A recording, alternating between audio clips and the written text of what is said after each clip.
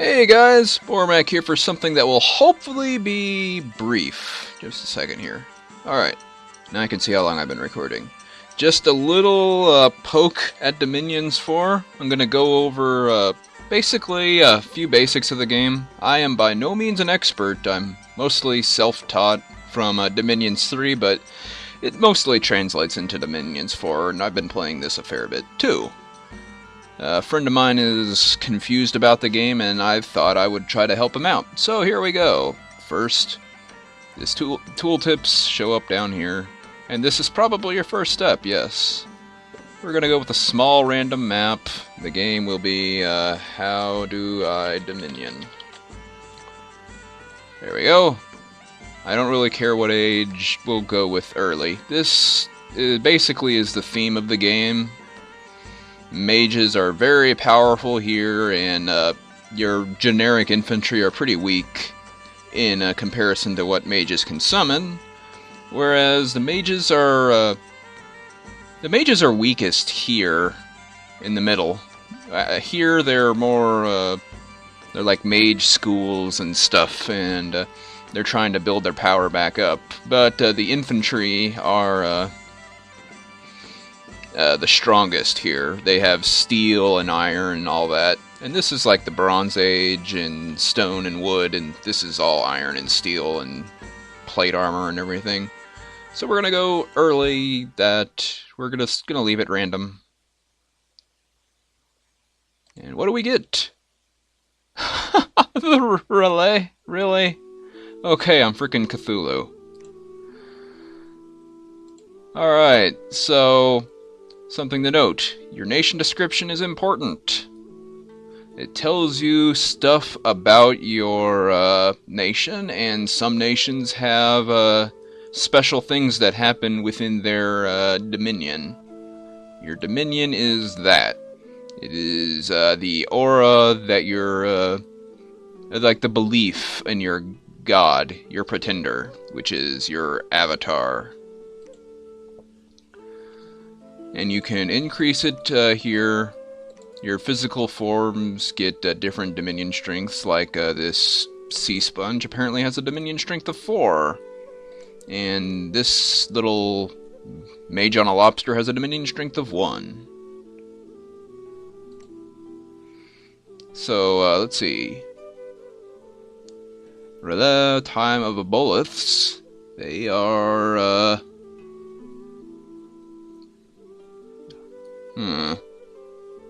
Fish-like race called the aboleths. These beings highly intelligent. Mind lords enslave beings with force of mind alone. They've enslaved mermen and deep ones, blah blah blah. Okay, they don't seem to have anything in particular that happens in their dominion, so we don't need to worry about that. I know Relais in later ages have some pretty unpleasant things happen inside their dominion.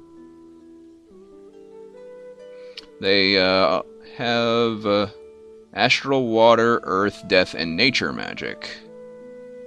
Average priests. Most of their military is slaves, it looks like. Alright, let's pick a physical form for our avatar. How about a coral tree? It looks really, let's not go where it looks.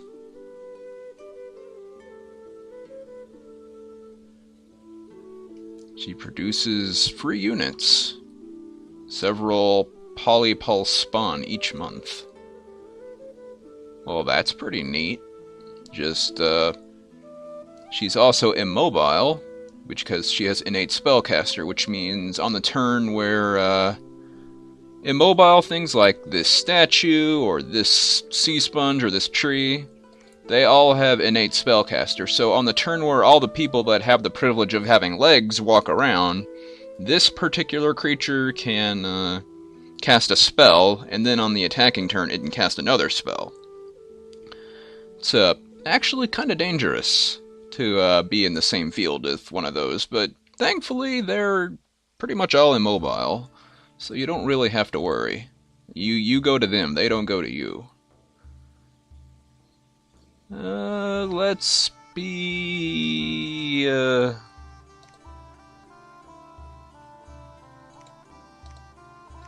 How much do you cost? 0 points. The immobile ones generally don't cost anything. The monolith does, but it's got lots of magic. Let's go ahead and be this creepy looking thing.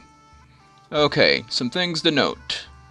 When you're making your character, your avatar, your magic is important for two things. First, it tells you what schools of magic your pretender god will be good at the start. You can always improve this later, but also the more magical your deity is, when your troops are blessed, sacred troops can be blessed. There will be a little indicator in the troop description that tells you if it's sacred or not. When it's blessed, it gains special abilities. Right now, we're not very magical, so blessing only gives morale, but if we become super magical, like this, I mean, you could see how this stuff all stacks up really fast, but we can't afford that. Not by a long shot. Actually, if we got, like, really terrible domain of death and destruction and we were imprisoned, we still couldn't afford it. But you see what I'm going with here. That is a horrible domain and you wouldn't be able to do jack squat in there. Anyway, let's just go back to basics.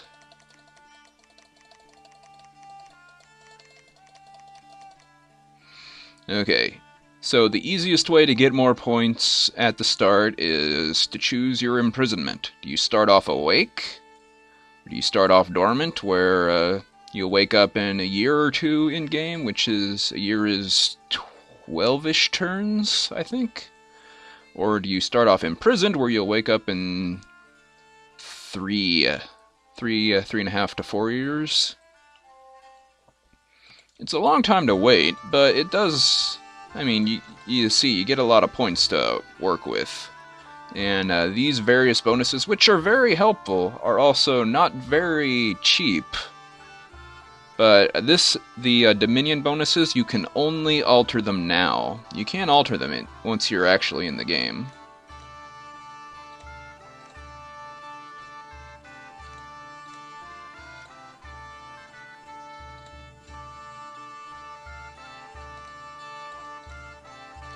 I could be a rank 9 Astral Mage. I wouldn't actually be able to use that, but being able to twist fate on your holy troops would be pretty crazy. I do not actually know if this nation has any holy troops worth writing home about. Let's start off imprisoned. I usually do it like that.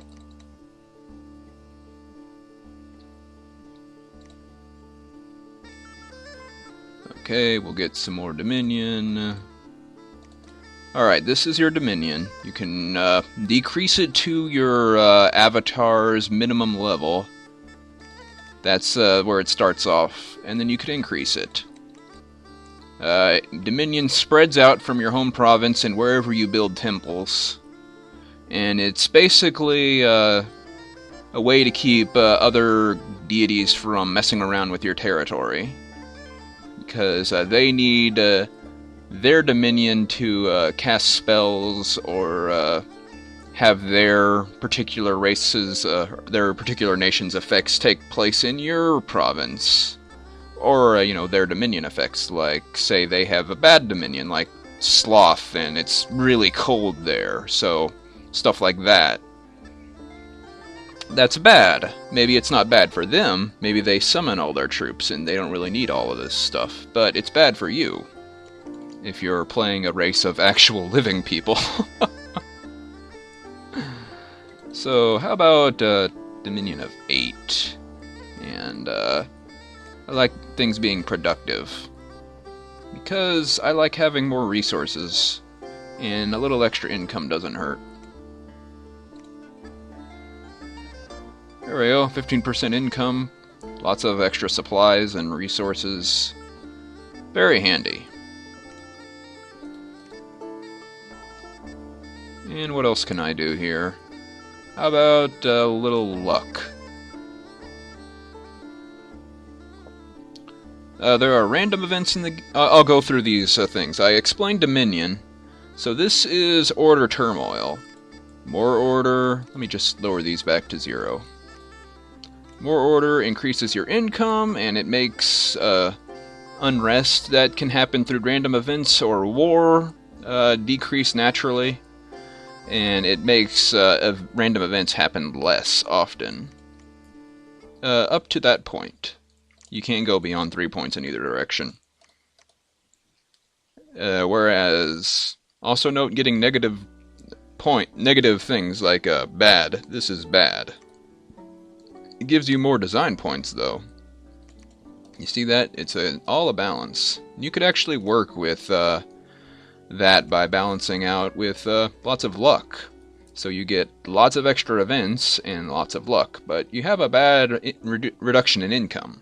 But you could rely on random events to give you income, which is not reliable, but you totally could.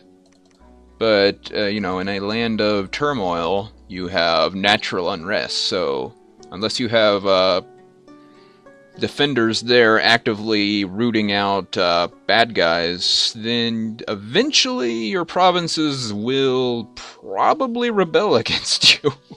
But if you play the way I play, then you'll probably have defenders there. We'll go over that. Productivity sloth. This is pretty straightforward.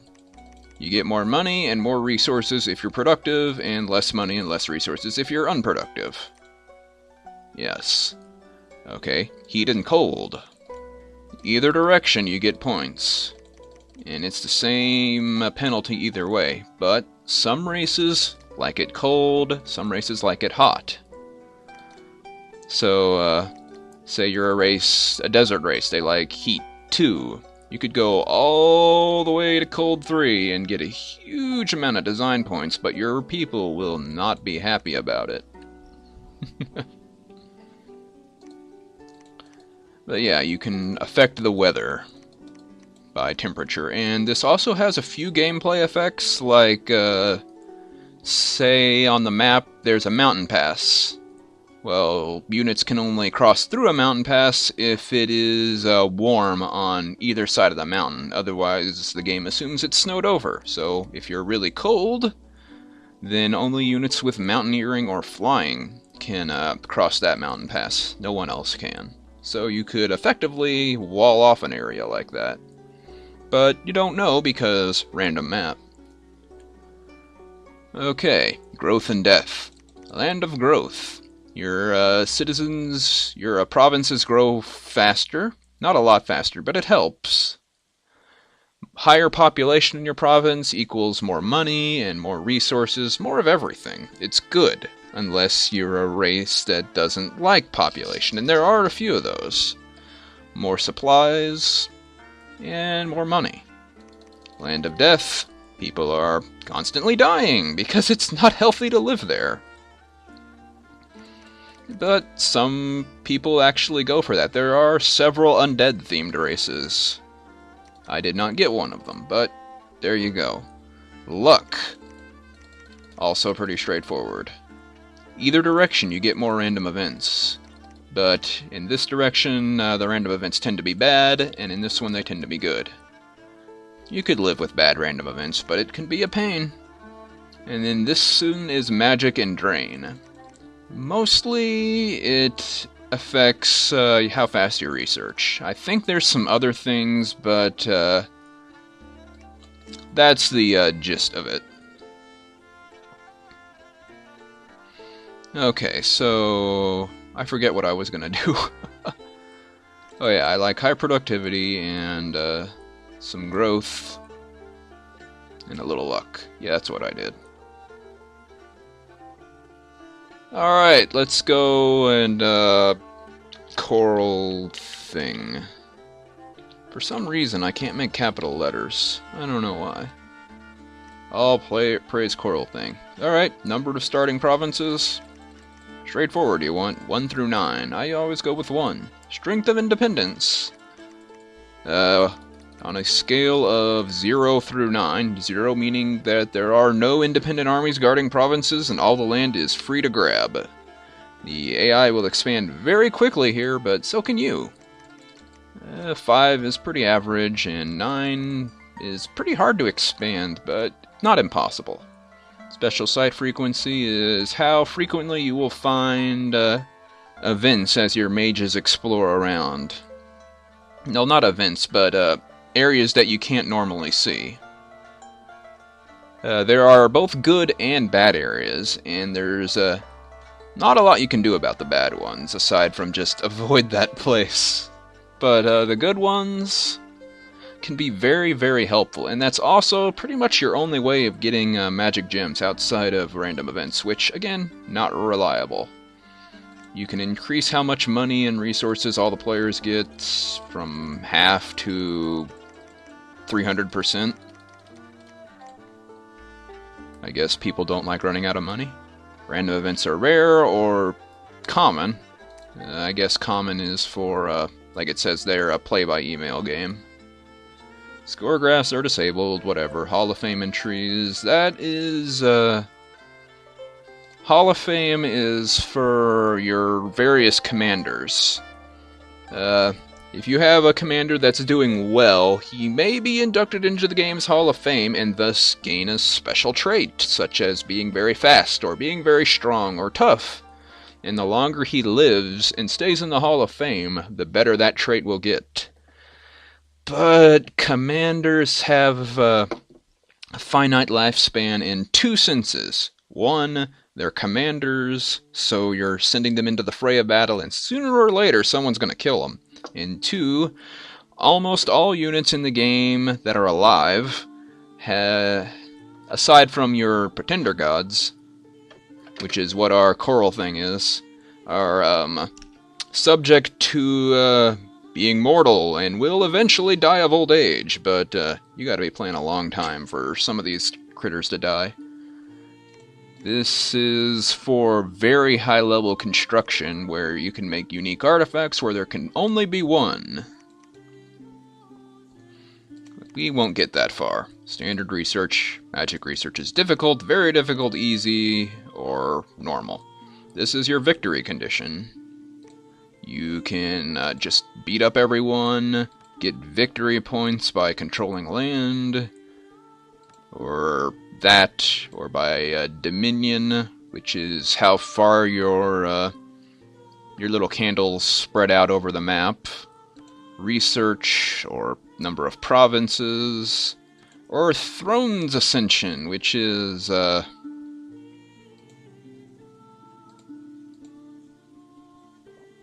there are special objects that appear on the map, and you have to, they will be more heavily defended than a normal province, and then you have to have either your god or a high-level mage show up there. Not a high-level mage, a high-level priest, rank 3 or better, show up there and claim it.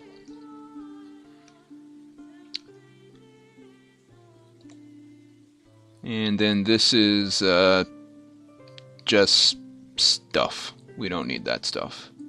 Okay, now the game's going to generate the map. I won't pause it, and we'll be right back. Alright, here we are. This is the beginning. As it says, this is the little intro. From chaos came order, order came peace, blah blah blah blah. And, yeah, it always says the same things there. That's just its little intro. And here we are. Here is the world. It's not very big. There are 20 provinces, 10 per player. That's be me and the AI, wherever the AI is. I'm gonna guess the AI is down here.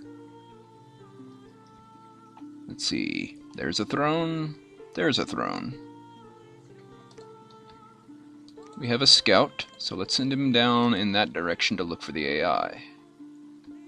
Actually, that would be faster. No, go here and then in there. Alright, so here's where you start. Generally, in your capital province unless a random event generates a new one. You're not going to get any more special sites than what you start with. We have the Gorge of Ancient Cities, which is pretty sweet. Look at that stuff it gives us. We do not start with our Pretender God because he's imprisoned. He'll be here in a few years.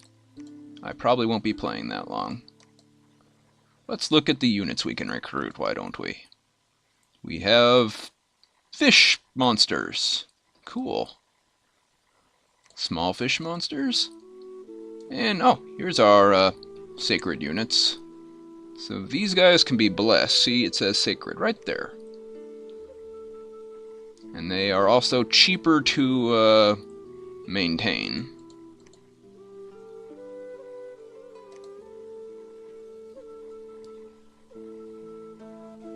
Crazy. Look at that thing.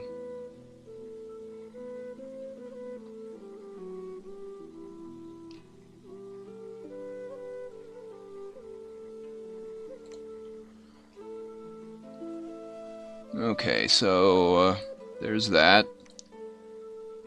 That lets us recruit those dudes. Mind Lord. Which, wow, it can enslave minds. Just randomly shoot a guy across the battlefield and all of a sudden he's on your side. Sounds like a good way to get a bunch of people killed. Because he's still going to be in the middle of the enemy forces. Are these guys amphibians or are they aquatic? They are aquatic. They are not leaving the ocean. But they're going to be a pretty good defense force anyway. Looks like our foray onto land will have to be these guys. Slave Prince and these particular groups. Because I do not think yeah, they're aquatic. They're not leaving the water. Got a pretty weird race to introduce you guys to the game. Well, anyway, let's check out our army. We've got Utu the Slave Prince. We've got a bunch of slave troopers. The prince is a taskmaster, which means that slaves are less likely to break, because as slaves, they have very low morale, but if they're commanded by a taskmaster, it's better. So, let's get some more of those guys.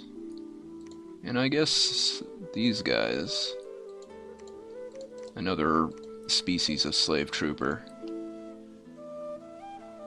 10 of each. You hold shift and click a thing to recruit 10, but you can only recruit one of these things at a time.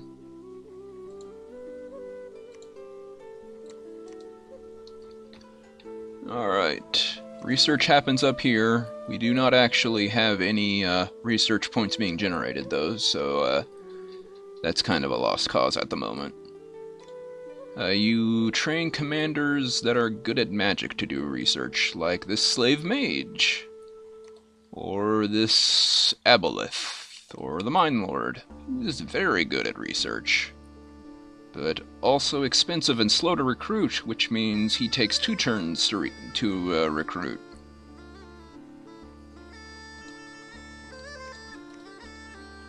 Alright. It's also spring in the first year. Take note of the season, by the way. There are certain units that are stronger depending on the season. Like Winter Wolves. They're strong in the winter. Much stronger, in fact.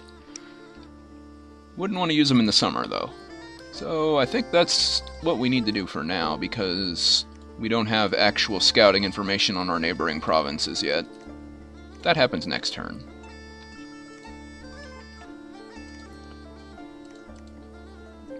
Seven sea trolls and a kraken. Wouldn't want to go there. Okay, you become my prophet. Oh yeah, message. We didn't have any messages. Okay. Get in here, get in here. And she made a polyporal spawn.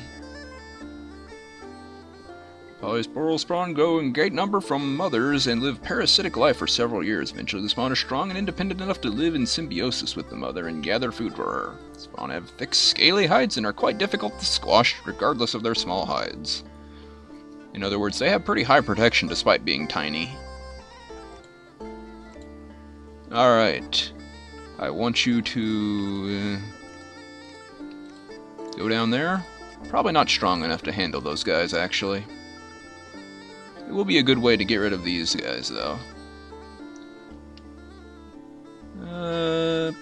Shell armor? Sure, why not? Recruit for me.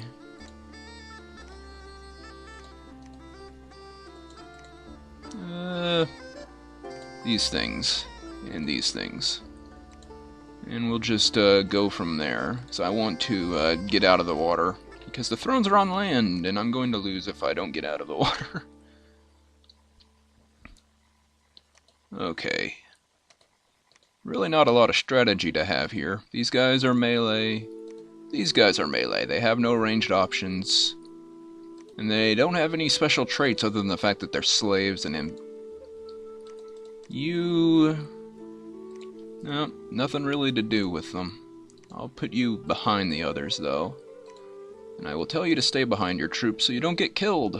Because if the taskmaster dies, the slaves will break pretty much immediately. If you don't give these guys orders, they will pretty much just attack closest. That's their basic order for melee units.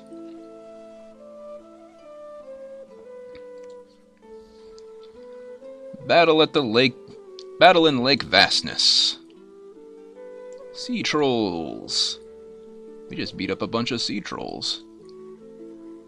An initiate of the deep. It's given up dry land for the comfort of the waves. Interesting. And a kraken. And we only lost one slave trooper? I'm actually impressed. This is what a battle looks like when you have unorganized lines. It's turn-based, so there's a turn. And he cast Water Strike, or... No, the mage cast Water Strike. Unfortunately, I don't think it works too well against people that can work underwater. No, I think that did hurt him. Those sea trolls got wrecked. You see that +6? They're regenerating. Trolls regenerate. 10% of their health every turn. Unfortunately, we're taking off far more than 10% of their health. And there were not very many of them. And indeed, there's the other side. We are right next door to them, in fact. And heroic strength. Well, what do you know?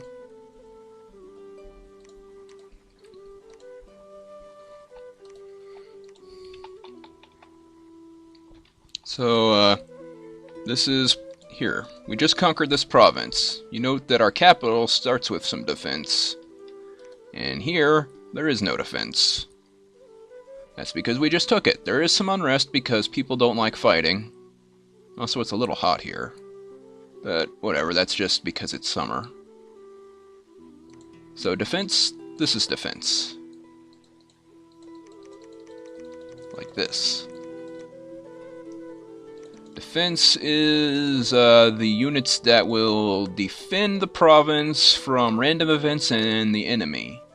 You really shouldn't rely on it for big attacks because it gets really expensive the higher up you go, and it's really not that strong. You want an organized army to fight an organized army. They're mainly for dealing with random events and stuff like that there. So Mr. Slave Prince is going to go back and pick up some guys. Our polyporal prophet is here for the time being. And will preach the teachings of God and spread my dominion outward from here. The temple spreads your dominion out, and priest or prophet can also help spread the dominion out. They can normally spread it to their priest level, in this case 3, plus 1 for having a temple.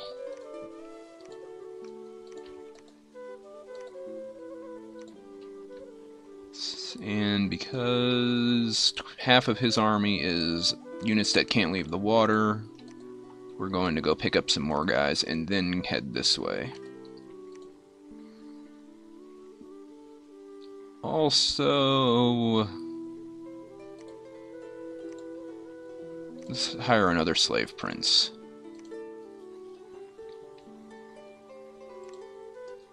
Slave Prince 2 can have the water units. Slave Prince 1 gets the not water units. They don't want to attach to that. Wonder why. Will they not attach to him? Maybe it's because slaves? Oh wait, I see. They're mindless. That's why. They need a mage to lead them, or they're pretty worthless.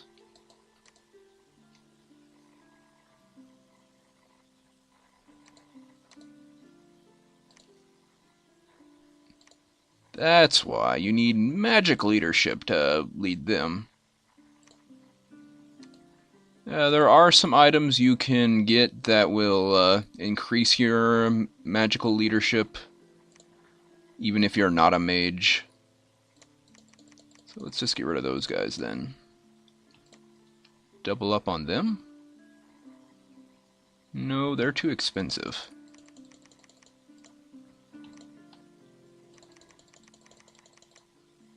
Three resources, 13 resources. Again, amphibious, but we need magic leadership. Oh, maybe I can forge a magical item that will help with that. In the meantime, what can you recruit here? More Tritons. They aren't very useful to me. 3 commanders are doing nothing. Wow, I could totally nail that.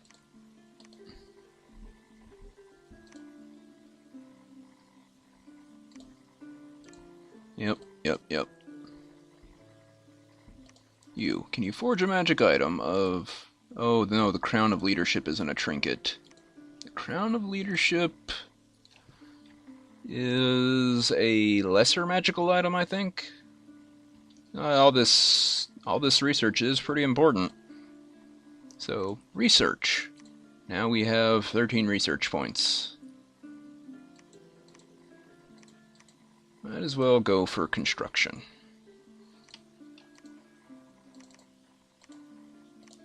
Alright, you have an army. Get down here. We'll try to stumble into there.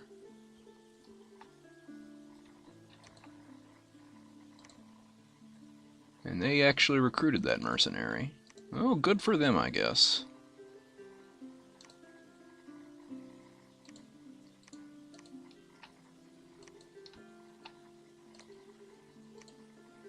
I want you to go... Oh, yeah. Not surprising she's immobile. She's just... That's just a smaller version of what I picked as my deity. Having an immobile prophet.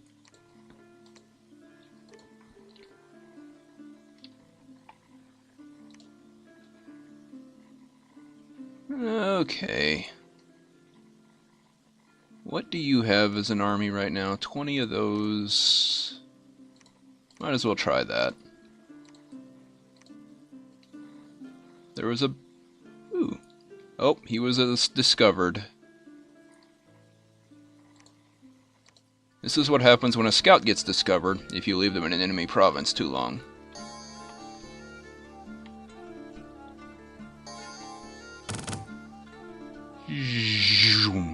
Hey, you actually dodged him.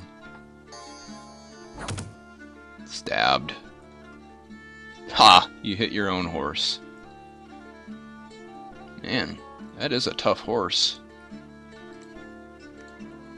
And the Triton Sea did not go well for me. Not really surprising.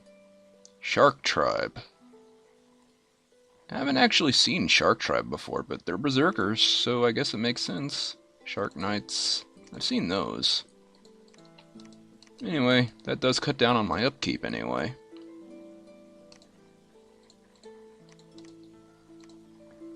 Get over here and do stuff. Just keep recruiting these guys. We need to get out of the water. Battle in the forest. And they didn't have any defense at all there, so that went about as well as they could have hoped. Which was terribly, because they clearly didn't care about defense.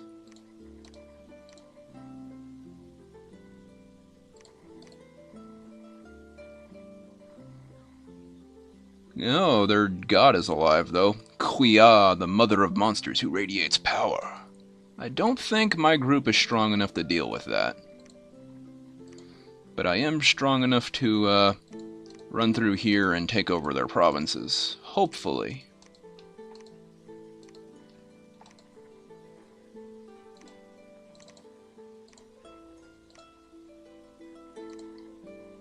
Patrol.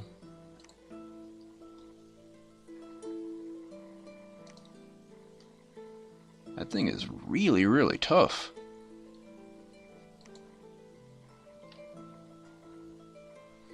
See, it's, How should I explain this? Okay. So, when you're recruiting units, there's a few things to keep in mind. Supplies, income, and resources. Supplies is, basically how many troops can be in a province and that province still have food. If you have too many troops in a place, they'll start starving to death because there's not enough food to go around. There are items you can make that will, you can carry on your commanders that will feed your troops anyway. But, if you're just going based on territory, then you want to pay close attention to the supplies. Also, these guys like it cold, orderly, and dead. And also unlucky.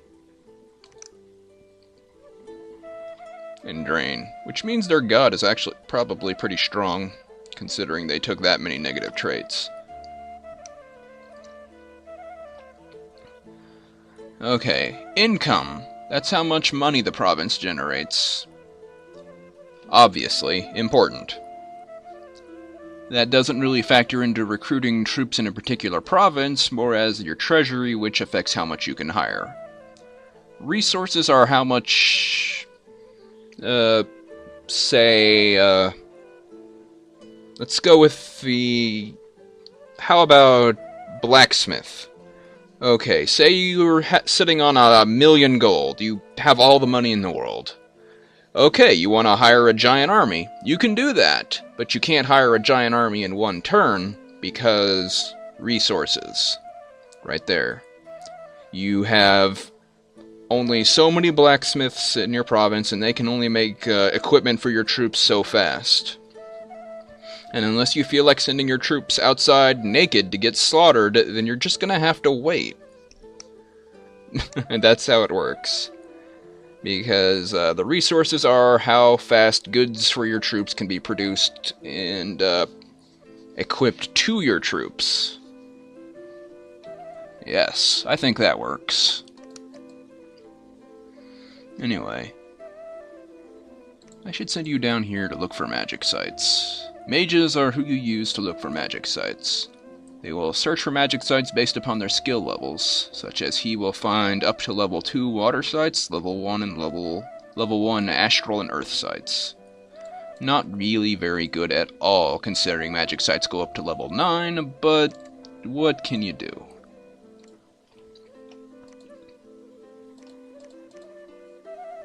In turn, there was a battle at Wick Forest. Our forces were defeated by the defending forces, because they moved their army over on top of me.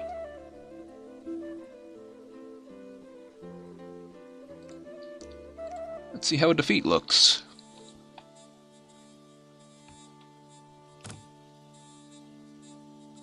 Part of the problem is that I've got these slave troopers who are basically, like I said before, running into battle naked.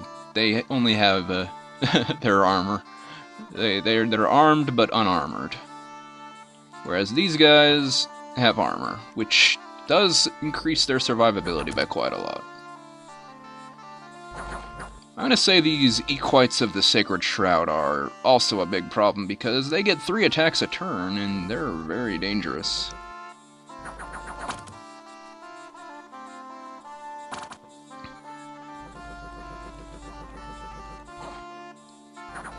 These archers are province defense, and these guys here are the actual army. They moved on top of me, I do believe. Yep, we routed. Just ran out of morale. Ha! But I gave you a never-healing wound. That troop will be stuck with that wound forever, until he dies. Which isn't really a big deal. At least he got out. This is the problem with slave armies, though. Low morale, even with a taskmaster. And we got an unexpected event. Earth gems, and another one. Diarrhea has spread among the militia. Well, that's a problem.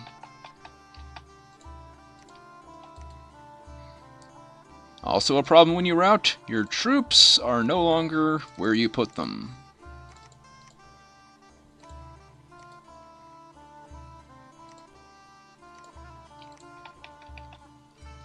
Okay, I want you to construct a palisades work. Well, just patrol then, for now.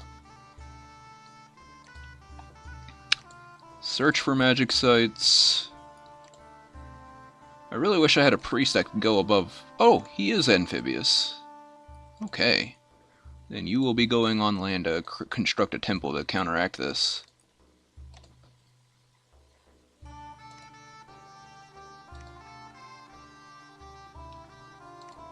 So he's going to try to turn up magic sites. These guys are patrolling. Next turn I will hopefully have enough money to create a fort that will be built in 4 turns. And then I can recruit these militia people here in this province. Also, it will make the province harder to capture.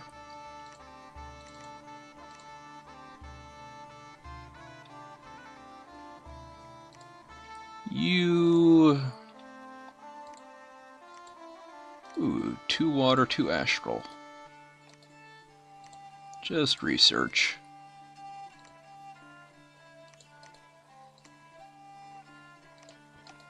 Hopefully he will turn up something useful.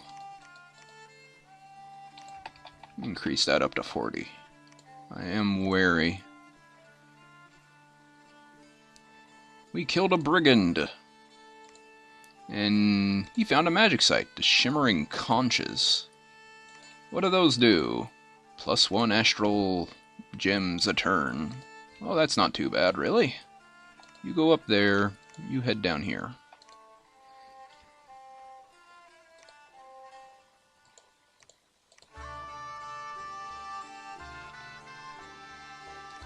Okay. Just keep doing what you're doing. Research and construction is done, which lets me make corpsemen. Nope, we're gonna go for level 2 construction. And now we have gotten rid of all the brigands there. See, 0 unrest, which increases the tax, but man, I'm not gonna get much out of this place while the enemy domain is here. Search for magic sites. You get up here and build a temple, because their domain sucks. Wow. You see what I mean about the domain being a problem? See, they have lots of cold and death and misfortune, which is Not going to help me in any way whatsoever. You can be really offensive with your domains by doing stuff like that.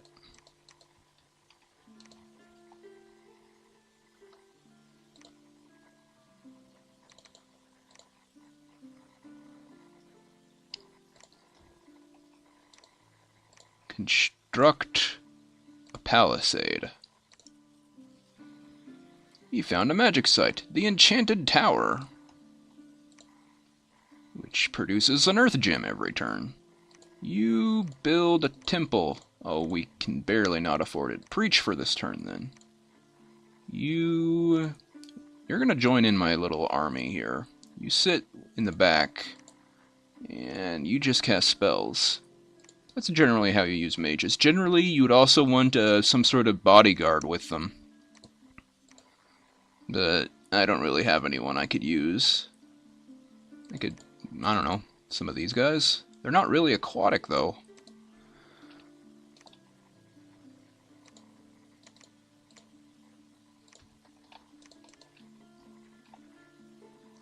A Draco line could be seen flying over the enemy camp. And their god is still there. And the death of a god is not the end of the game for whatever side. Because I do believe the god will eventually come back inside their own domain, or at least they can keep controlling inside their domain. But if your god is dead and your domain is gone, then you lose. Something like that. Slave mage is not doing anything. Patrol. Okay. You bring these ne'er-do-wells this way, would you? Palisade will be done in 2 months. The temple will be done in 1 month. You guys get in line with him. Unfortunately, being Lion Tribe warriors, most tribe warriors are undisciplined, so they're not actually good for bodyguards. Curses! They'll just, I don't know, go with the priest. Who cares?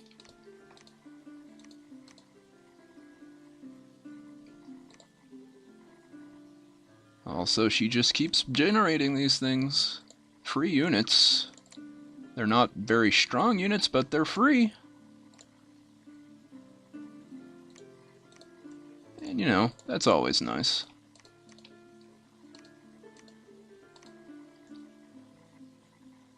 Two months remaining, so by the time this group gets there, I want you to get that group. Preach! Hey, we have our domain here now, and we'll slowly get rid of Death Domain and Misfortune and Drain and Cold. Oh, an unexpected event! Oh no, a vengeful crone has cursed the land. 3 misfortune. Counteracting my 1 luck. Darn vengeful crones always being vengeful. Oh, we have palisades, but unfortunately, our units are aquatic. Normally when you build a fort, maybe it doesn't count for palisades, I'm not sure, but normally when you build a fort, it will let you recruit units that are, what am I trying to say? Like, okay, better example. If I built a fort here, I could recruit all of these units aside from units that are provided by this. There you go. Instead of just those guys.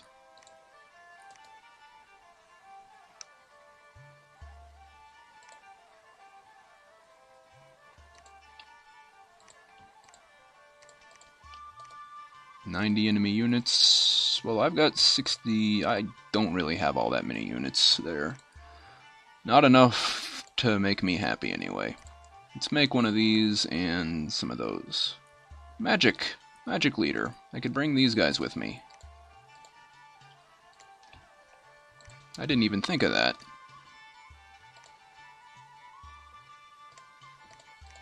You two. Hold control to select units individually.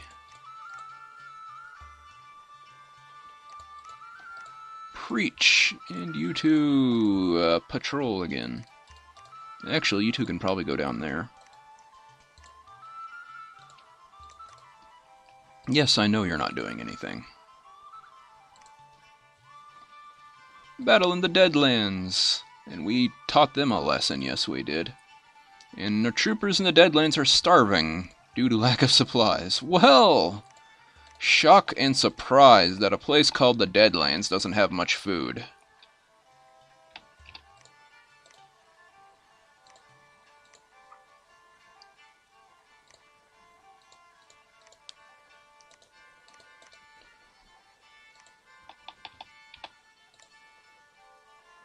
Being a domain of death, their population is going down pretty quickly. It's unfortunate.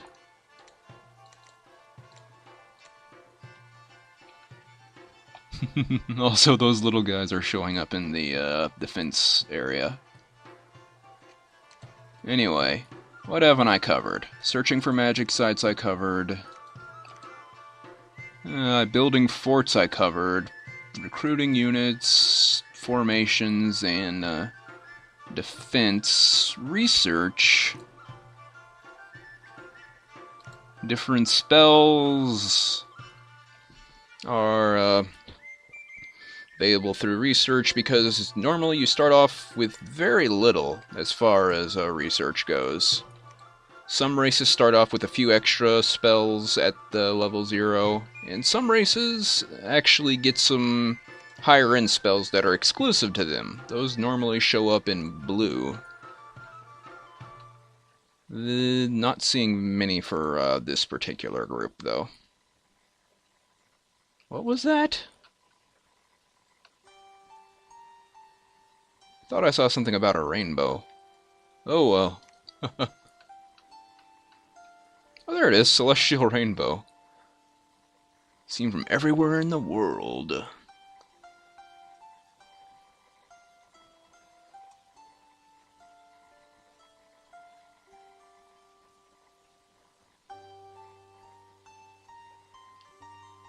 Cool.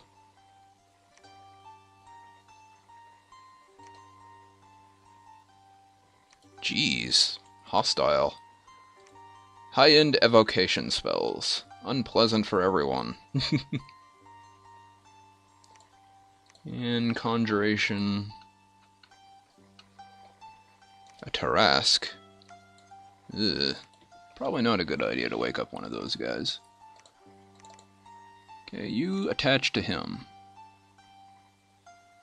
As a mage, he has magical leadership up to his mage levels.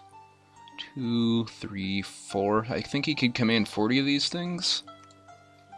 Despite his leadership being only 10. That's for human units, not magic units. It's completely different, but not really explained directly.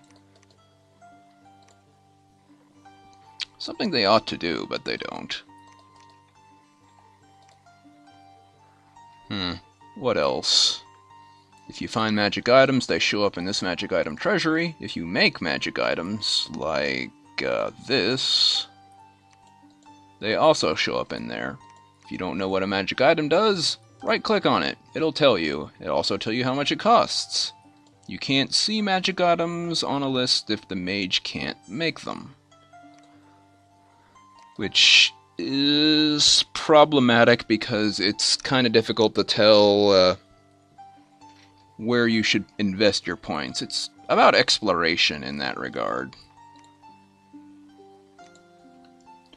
Let me see. Global enchantments go here. That's higher end spells. We're not going to get into those.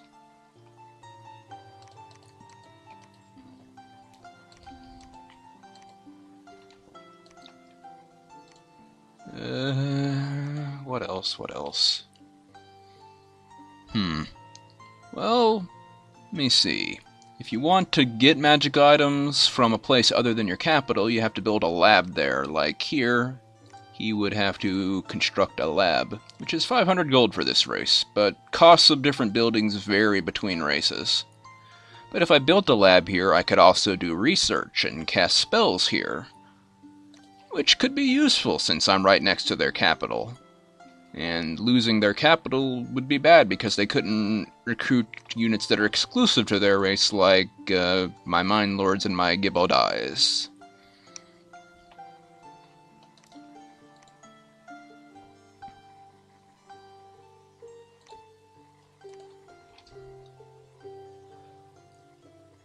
Which would severely nerf their powers.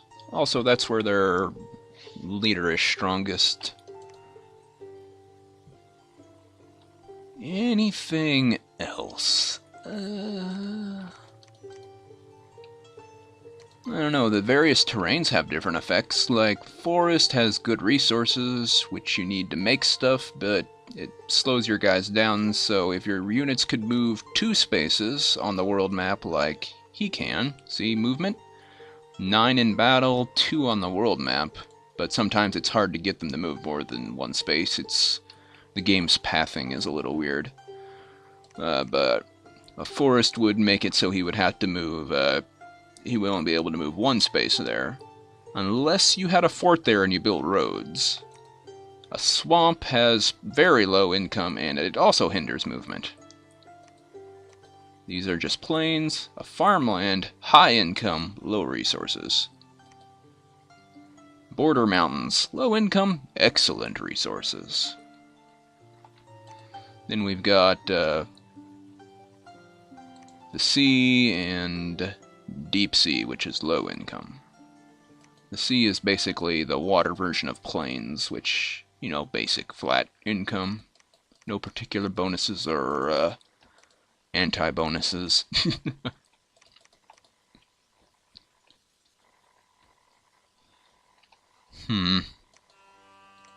Well, I think I've just about covered everything I can think to cover. I probably forgot a bunch of stuff. If you guys have any questions, and I might be able to answer them, I might do another one of these, or maybe I'll play a game, I don't know. These games do, as a note, take a long time. That is something to keep in mind. And this person is not a good commander, but she is their mother. Also, she can have 30 out of 10 because she's generating these units, so they automatically fall into her squad. But if I took them out, I don't think I could drop them all back in. Oh no, I can. Maybe it's because they are just polyporal spawn and they have special rules when regarding polyporal mothers. That would make sense. Anyway. Mercenaries. We could do that. Mercenaries. Rexor's Barbarians. He commands 40 dudes, and he wants 150 pounds of gold, which basically means 150 gold. Since the other guy's probably also bidding, I want to bid high. I have a lot of money to spare, so I bid 190. And since I bid 190 in land 8, see, I selected this province and then I bid money. So when he shows up, if I win, he will land right there, which is where I want him. You can't bid for him here because he's not aquatic, so he would drown if he showed up there. That's something to keep in mind. Let's see, Hall of Fame? Here's the Hall of Fame. Kinda depressing when the neutrals get in the Hall of Fame. But that's a 2-person game for you.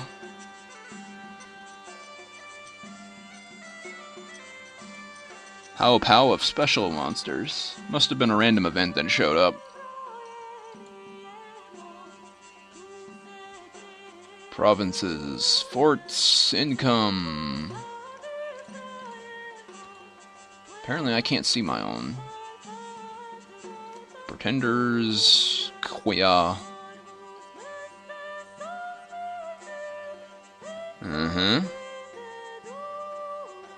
So that's theirs. Interesting. Thrones of Ascension, that's what the four thrones are, and that's what they do.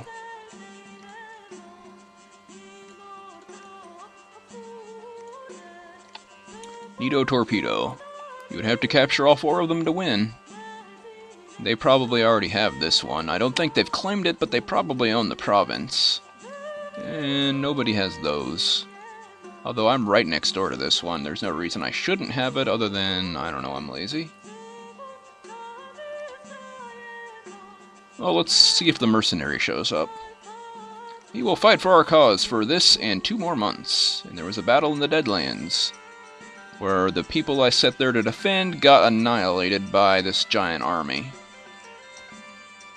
But hey, there are giant armies there, but it's also over there. But we also have Rexor, the barbarian chief, who commands a bunch of barbarians, who all have hammers.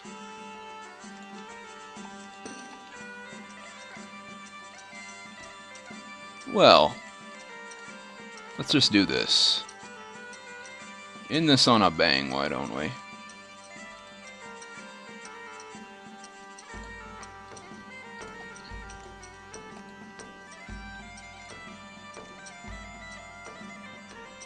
That sounds about right. Formation modifier -1, and probably morale because barbarian chiefs. We're not gonna win. There are 90 of them. Wait, we do have 40, 60. We outnumber them technically, but barbarians generally aren't all that strong. Let's go. Battle! Our forces were beaten! And all the barbarians died. I knew that was gonna happen. Let's watch the battle! Undisciplined barbarians just line up wherever the frick they want.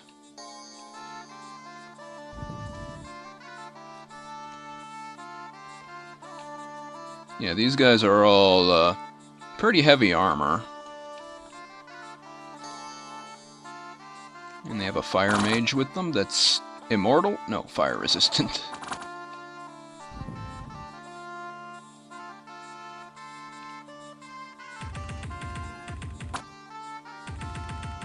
Go! Fortunately, these guys won't, their little javelins won't do much because these guys all have tower shields. And tower shields are really good at blocking projectiles like that. And since we only have level 0 evocation spells, our mage is not going to be very useful.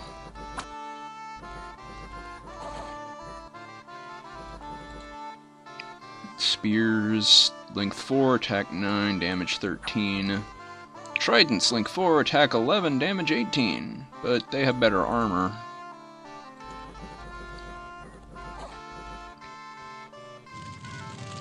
And Rexor is about to be killed. Say bye to Rexor. Bye. Well, at least he won't be available for hire anymore. There go his barbarians. Run! Rexor got killed!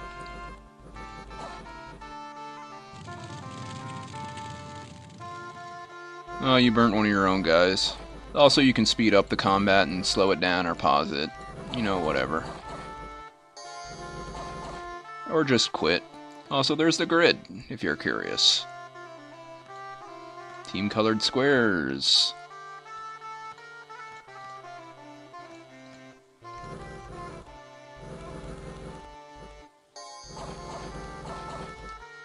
And with her casting Sermon of Courage, they're not going to rout, and with him casting Sermon of Courage, we're not likely to rout, except that he already lost his morale because he's a slave.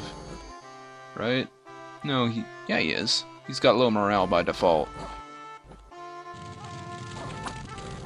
The armies of Reda are routed. And since we're routing, we're really easy to kill. They'll just run up behind us and stab us, like that. Run away into the trees! And who survived out of that mess? 44 of those guys. Well, Utu is still alive, so there's that.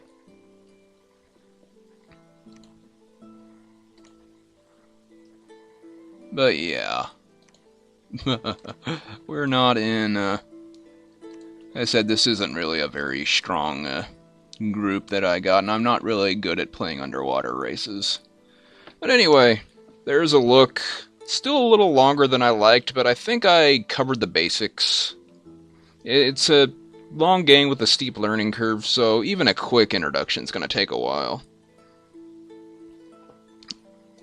So, anyway, you all take care, okay? I will talk to you later. Bye-bye for now.